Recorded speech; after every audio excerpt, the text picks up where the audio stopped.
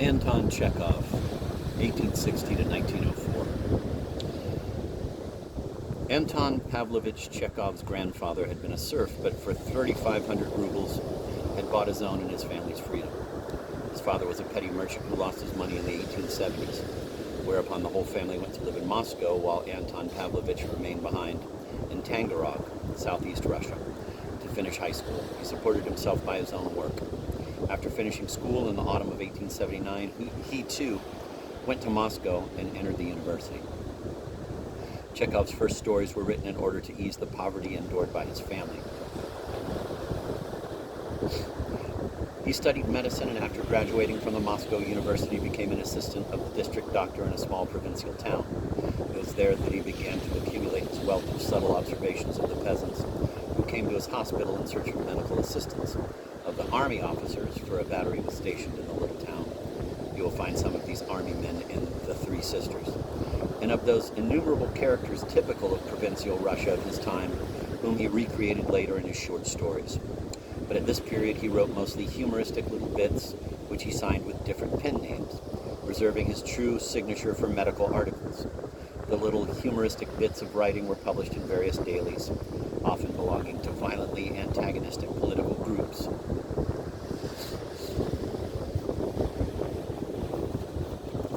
Chekhov himself never took part in political movements, not because he was indifferent to the plight of the simple people under the old regime, but because he did not feel political activity to be his predestined path. He too was serving his people, but in a different way. He believed that the first thing needed was justice, and all his life he raised his voice against every kind of injustice, but he did it as a writer.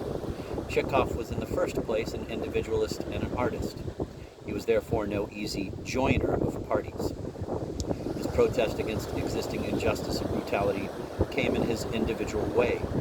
Usually critics who write about Chekhov repeat that they are quite unable to understand what induced him, in 1890, to undertake a dangerous and fatiguing trip to Sakhalin Island to study the life of those sentenced to terms of penal servitude there. Footnote: at the beginning of this lecture, Nabokov interpolated passages from Kornei Chukovsky's, quote, Friend Chekhov, end of quote, Atlantic Monthly, 140, September 1947, pages 84 to 90. His first two collections of short stories, Speckled Stories and In the Twilight, appeared in 1886 and 1887 and were immediately acclaimed by the reading public.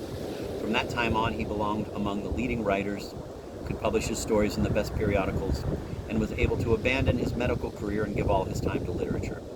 He soon bought a small estate near Moscow where all his family could live. The years spent there belong among the happiest. He thoroughly enjoyed his own independence, the comforts he was able to provide for his aging parents, fresh air, work in his own garden, visits from numerous friends. The Chekhov family seems to have been full of fun, full of jokes. Fun and laughter were the main feature of their life.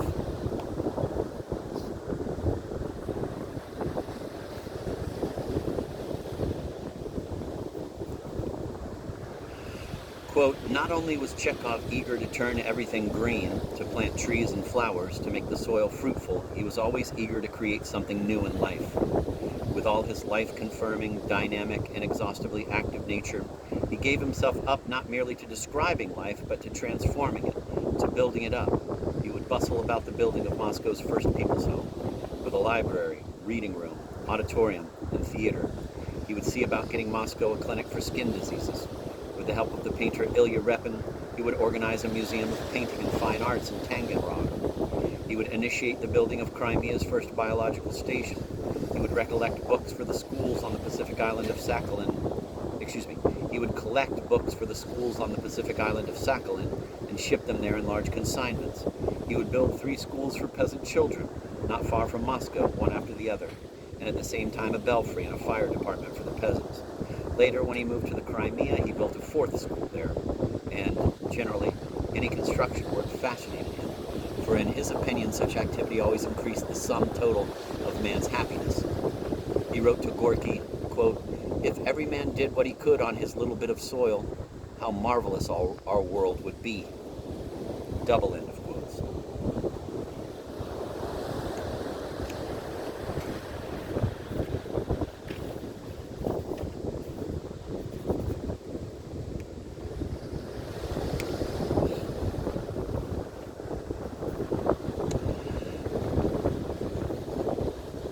this is the reader talking, I want to apologize if you hear the sounds of drills or hammers. There are people working close by. Oh, there goes a helicopter. I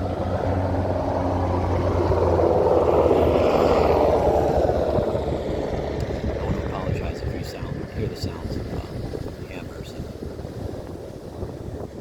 drills. There are people working next door, and I know they're there, and I still wanted to read outside because it's such a beautiful day. Quote, in his notebook he made this entry, quote, the Turk digs a well for the salvation of his soul. It would be good if each of us left after him a school, a well, or something of the kind so that our life would not pass into eternity without leaving any trace behind, end of quote. That's the end of the quote within the quote, but the quote continues. This activity often demanded much hard labor of him. When, for instance, he was building the schools, he himself had all the fuss and bother of dealing with the laborers, bricklayers, stove installers, and carpenters. He bought all the building material himself down to the tiles and doors for the stoves, and he personally supervised the construction work. Or take his work as a doctor. During the cholera epidemic, he worked all alone as a district doctor. Without any assistant, he took care of 25 villages. And take the help he gave to the starving during the years when the harvest failed. He had many years of practice as a doctor, chiefly among the peasants of the Moscow suburbs. According to his sister, Maria Pavlovna, who helped him as a trained nurse, he, quote within the quote, treated more than 1,000 sick peasants a year at his home, gratis, and he supplied them all with medicines. End of quote within a quote and end of quote. A whole book could be written about his work in Yalta as a member of the Board of Guardians for the Visiting Sick. Quote, he burdened himself to such an extent that he was practically the entire institution in himself. Many tubercular people came to Yalta at that time, without a copper in their pockets, and they came all the way from Odessa, Kishinev, and Kharkov, just because they had heard that Chekhov was living in Yalta. Quote within a quote, Chekhov will fix us up. Chekhov will arrange lodging for us, and a dining room, and treatment. End of quote within a quote. Chukovsky. End of quote. This great kindness pervades Chekhov's literary work, but it is not a matter of program or of literary message with him, but simply the natural coloration of his talent. And he was adored by all his readers, which practically means by all Russia.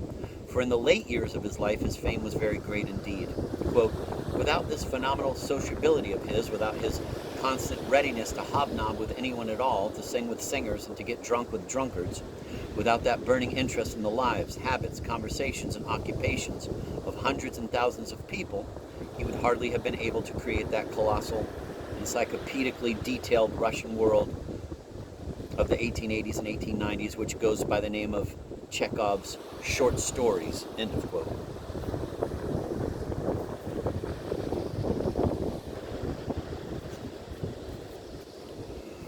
Do you know how I write my short stories, he said to Korolenko, the radical journalist and short story writer, when the latter had just made his acquaintance. Here's how. He glanced at his table, Korolenko tells us, took up the first object that met his eye.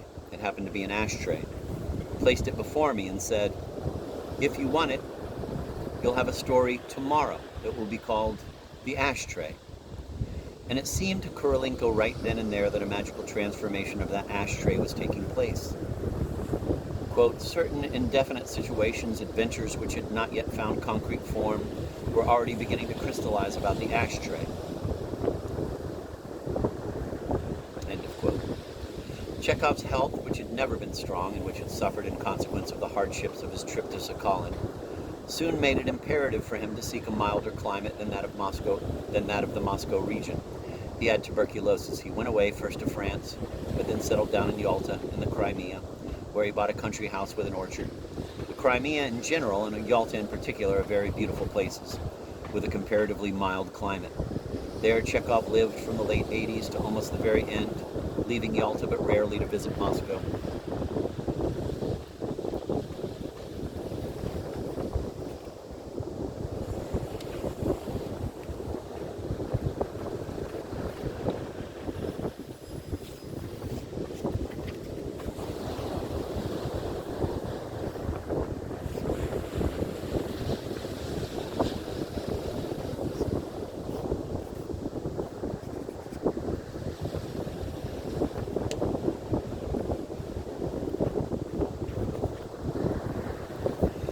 famous Moscow art theater founded in the 90s by two amateurs, one an amateur performer Stanislavski, the other a man of letters Nemirovich Danchenko, who both were endowed with an extraordinary talent for stage management, was famous before it began the production of Chekhov's plays, but it is nevertheless true that this theater truly, quote, found itself, end of quote, and reached a new height of artistic perfection through Chekhov's plays, which it made famous. Quote, Chaika, end of quote, the seagull, became a symbol of the theater. A stylized reproduction of a seagull came to stay on the theater's curtain and programs.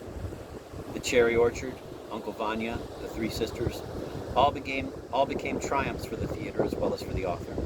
Mortally sick with consumption, Chekhov would appear for the first performance, listen to the passionate acclaim of the audience, enjoy the success of his play, and then, sicker than ever, return to his Yalta retirement. His wife, Miss Knipper, one of the leading, I can even say the leading actress of the theater, came sometimes to him in the Crimea on short visits. It was not a happy marriage.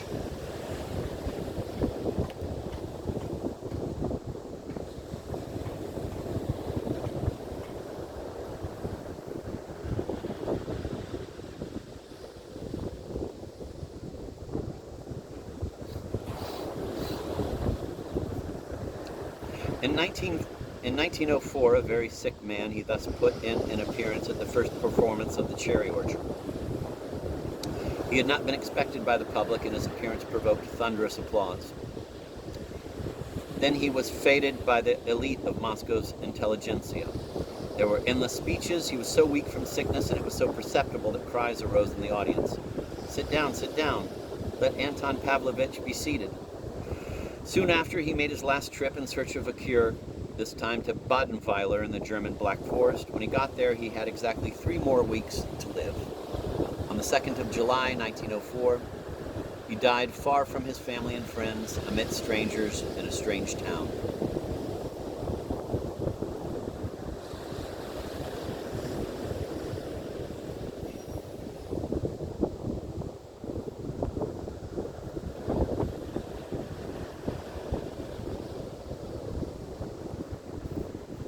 A difference exists between a real artist like Chekhov and a didactic one like Gorky, one of those naive and nervous Russian intellectuals who thought that a little patience and kindness with the miserable, half-savage, unfathomable Russian peasant would do the trick. One may compare Chekhov's story, quote, the new villa, end of quote. A rich engineer has built a house for himself and his wife. There is a garden, a fountain, a glass ball, but no arable land. The purpose is fresh air and relaxation. A couple of his horses, splendid, sleek, healthy, snow-white beasts, fascinatingly alike, are led by the coachman to the blacksmith. Swans, real swans, says the latter, contemplating them with sacred awe. An old peasant comes up. Well, he says with a cunning and ironic smile, white they are, but what of it? If my 2 horses were stuffed with oats, they would be quite as sleek. I'd like to see those 2 put to plow and whipped up. Now, in a didactic story, especially in one with good ideas and purposes, this sentence would be the voice of wisdom. And the old peasant who so simply and deeply expresses the idea of a modus of life regulating existence would be shown further on as a good, fine old man, the symbol of the peasant class consciousness as a rising class, etc. What does Chekhov do? Very probably he did not notice himself that he had put into the old peasant's mind a truth sacred to the radicals of his day. What interested him was that it was true to life, true to the character of the man as a character and not as a symbol. A man who spoke so not because he was wise, but because he was always trying to be unpleasant, to spoil other people's pleasures. He hated the white horses, the fat, handsome coachman. He was himself a lonely man, a widower. His life was dull. He could not work because of an illness that he called either grizz, hernia, or glisty, worms. He got his money from his son, who worked in a candy shop in a big town. And all day long he wandered about idly, and if he met a peasant bringing home a log or fishing, he would say, "That log is rotten," or "In this weather, fish don't bite," end of quote.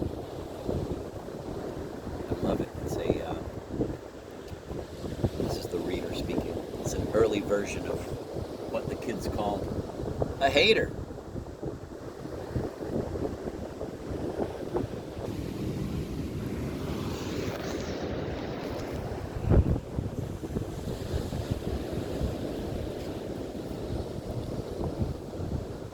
In other words, instead of making a character the medium of a lesson, and instead of following up what would seem to Gorky, or to any Soviet author, the socialistic truth by making the rest of the man beautifully good, just as in an ordinary bourgeois story, if you love your mother or your dog, you cannot be a bad man.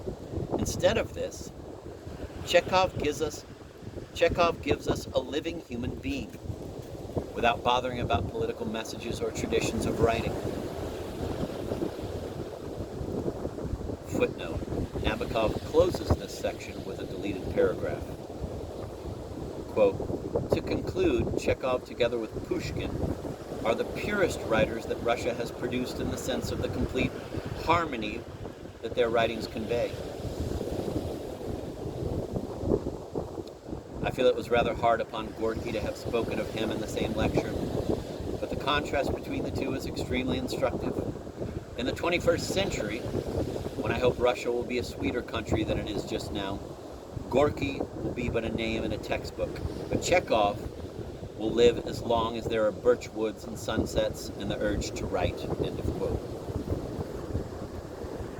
I also want to say, although this is the reader talking, even though he mentions Pushkin and Chekhov, also, of course, Gogol in Dead Souls says,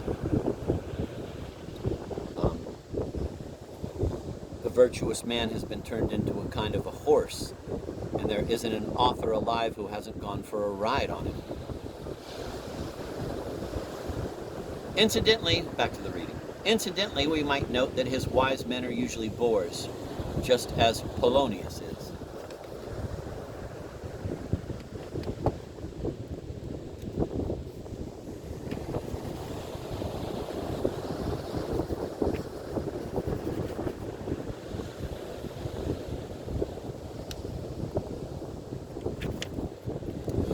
The fundamental idea of Chekhov's best and worst characters seem to have been that until real moral and spiritual culture, physical fitness, and wealth come to the Russian masses, the efforts of the noblest and best-meaning intellectuals who build bridges and schools, while the vodka pub is still there, will come to naught.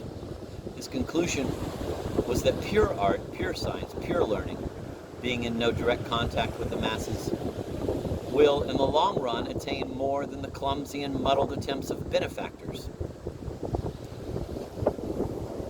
It is to be noted that Chekhov himself was a Russian intellectual of the Chekhovian type.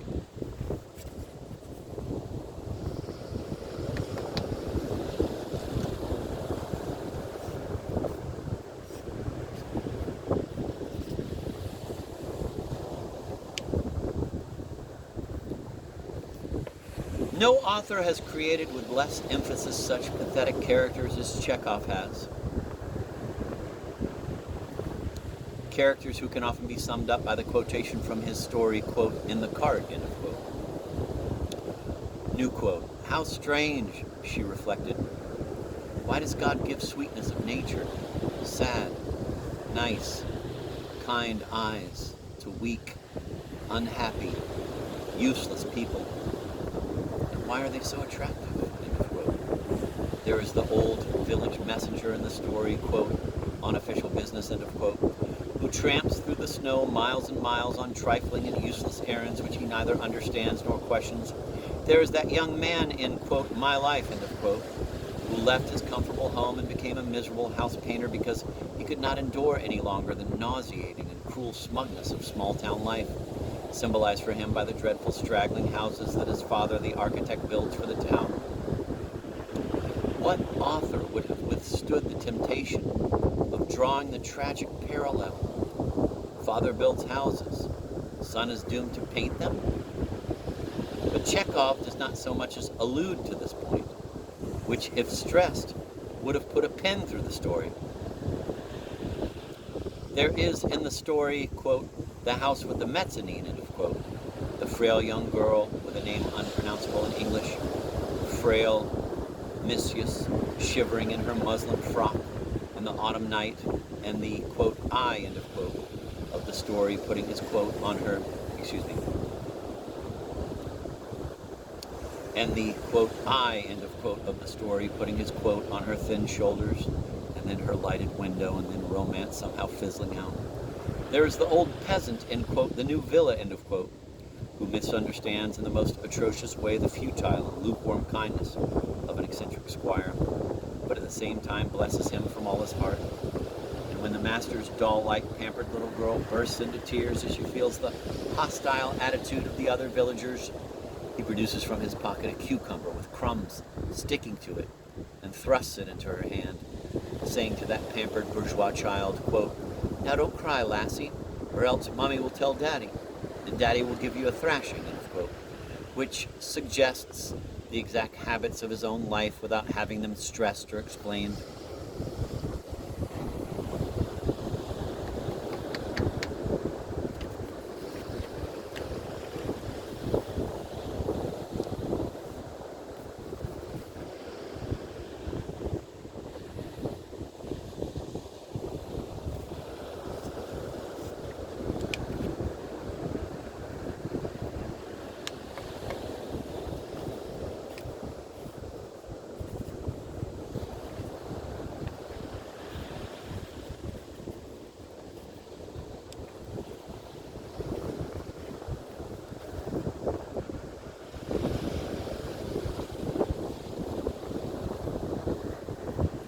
There is in the story, quote, in the cart, that village school, end of quote, that village school mistress whose pathetic daydreaming is broken by the accidents of a rough road and the vulgar though good-natured nickname by which the driver addresses her. And in his most astounding story, quote, in the ravine, end of quote, there is the tender and simple young peasant mother Lipa, whose naked red baby is murdered with one splash of boiling water by another woman. And how wonderful the preceding scene when the baby was still healthy and gay and the young mother played with it, would go to the door, return, respectfully bow to the child from afar, saying, good morning, Mr. Nikifor, and then would rush to it and hug it with a scream of love. And in the same wonderful tale, and in the same wonderful tale,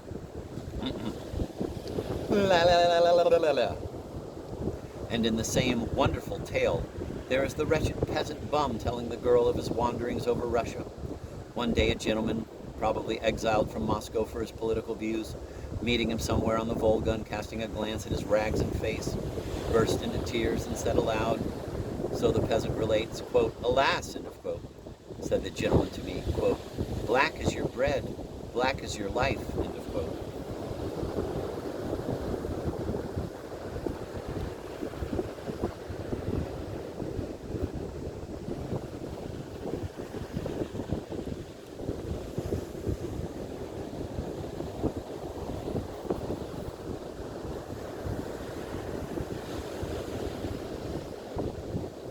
Chekhov was the first among writers to rely so much upon the undercurrents of suggestion to convey a definite meaning.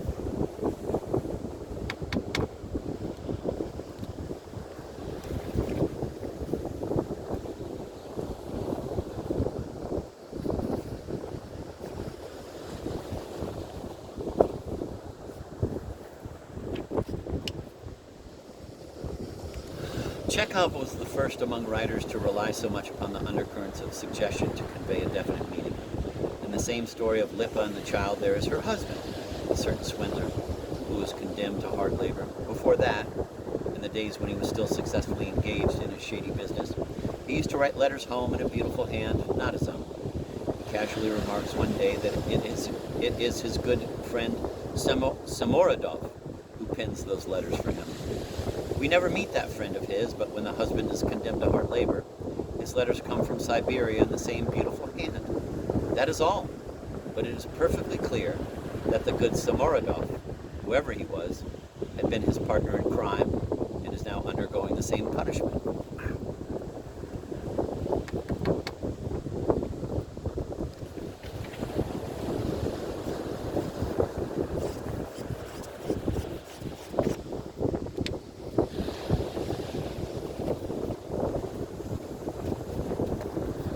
A publisher once remarked to me that every writer had somewhere in him a certain numeral engraved, the exact number of pages, which is the limit of any one book he could ever write. My number, I remember, was 385. Chekhov could never write a good long novel. He was a sprinter, not a stayer. That's funny. This is the reader. I once said to my friend, Maud Newton, that I like to write poetry because I was a sprinter, not a long-distance runner.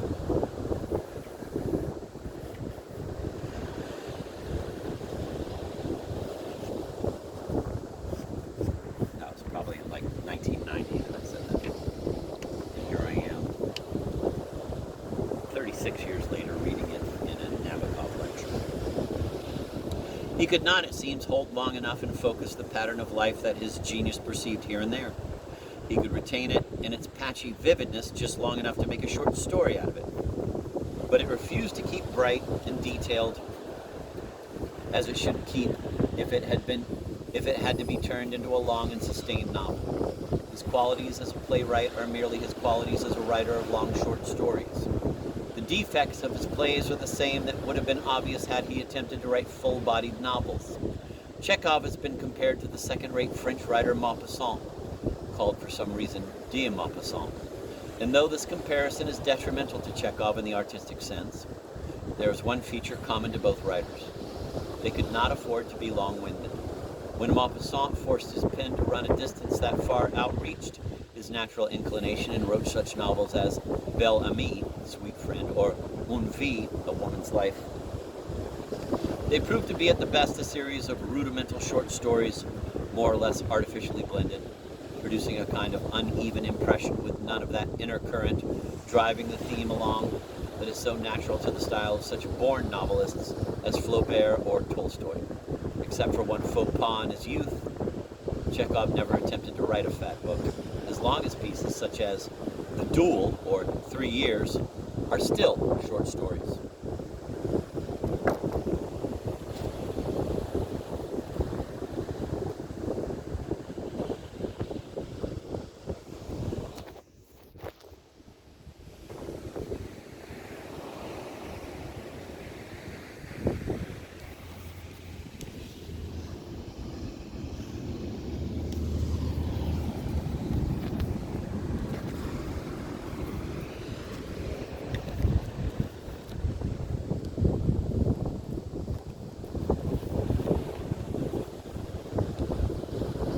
Chekhov's books are sad books for humorous people. That is, only a reader with a sense of humor can really appreciate their sadness. There exist writers with a sense of humor, there exist writers that sound like something between a titter and a yawn. Many of these are professional humorists, for instance. There are others that are something between a chuckle and a sob. Dickens is one of these. There is also that dreadful kind of humor that is consciously introduced by an author in order to give a purely technical relief after a good tragic scene, but this is a trick remote from true literature. Chekhov's humor belonged to none of these types. It was purely Chekhovian. Things for him were funny and sad at the same time, but you would not see their sadness if you did not see their fun, because both were linked up.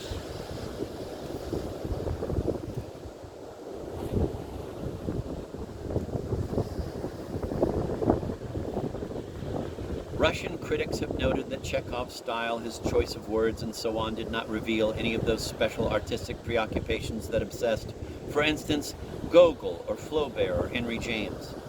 His dictionary is poor, his combination of words almost trivial. The purple patch, the juicy verb, the hothouse adjective, the creme de menthe epithet, brought in on a silver tray, these were foreign to him. He was not a verbal inventor in the sense that Gogol was. His literary style goes to parties clad in its everyday suit. Thus, Chekhov is a good example to give when one tries to explain that a writer may be a perfect artist without being exceptionally vivid in his verbal technique or exceptionally preoccupied with the way his sentences curve.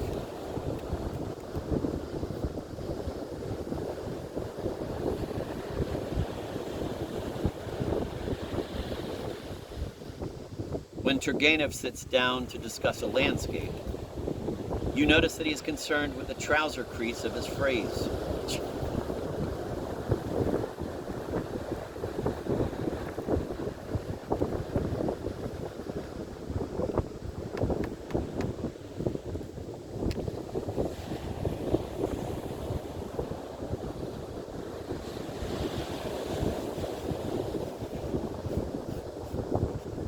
He crosses his legs with an eye upon the color of his socks. Chekhov does not mind, not because these matters are not important. For some writers, they are naturally and very beautifully important when the right temperament is there. But Chekhov does not mind because his temperament is quite foreign to verbal inventiveness. Even a bit of bad grammar or a slack newspaperish sentence left him unconcerned.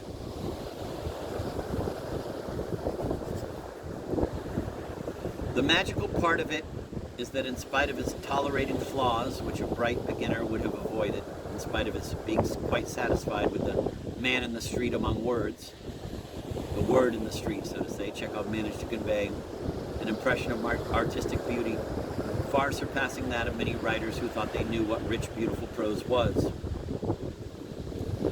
He did it by keeping all his words in the same dim light and of the same exact tint of gray, a tint between the color of an old fence and that of a low cloud, the variety of his moods, the flicker of his charming wit, the deeply artistic economy of characterization, the vivid detail and the fade out of human life.